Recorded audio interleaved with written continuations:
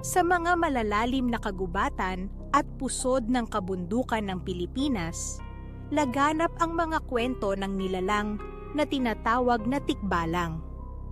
Isang kakaibang anyo, katawan ng tao, ngunit ulo at mga paa ng kabayo, at kakambal ng takot ng mga naglalakbay sa gabi. Sinasabing nagbabantay siya sa mga landas na puno ng lihim, laging naglalakbay kapag sumasapit ang dilim, at madalas na naglalaro ng isipan ng mga tao.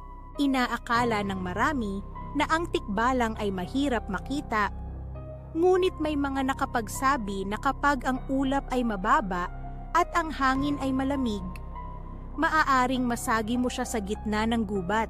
Kadalasan, pinaglalaruan nito ang mga naglalakbay.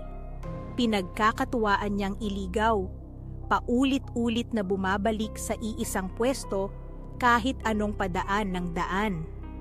Kapag napansin mo na tila hindi ka na makalabas-labas sa isang lugar at kinukutuban kang may kakaibang presensya, may mga nagsasabing tumalikod ka't isuot ang iyong damit ng baliktad, dahil ito raw ang sikreto upang malusutan ang kalokohan ng tikbalang.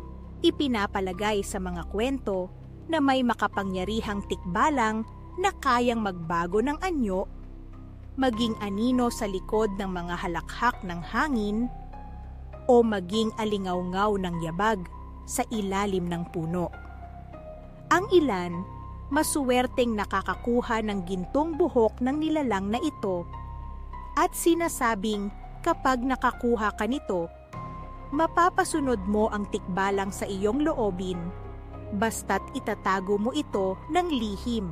Ngunit sa kabila ng lahat ng takot at haka-haka, ang alamat ng tikbalang ay paalala sa atin.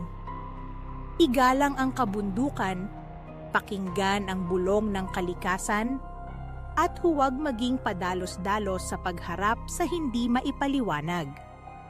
Ang tikbalang, ayon sa ating mga ninuno, ay tagapagbantay ng mga daan, alaala ng hiwaga, at taglay ng sining ng paniniwala ng mga Pilipino.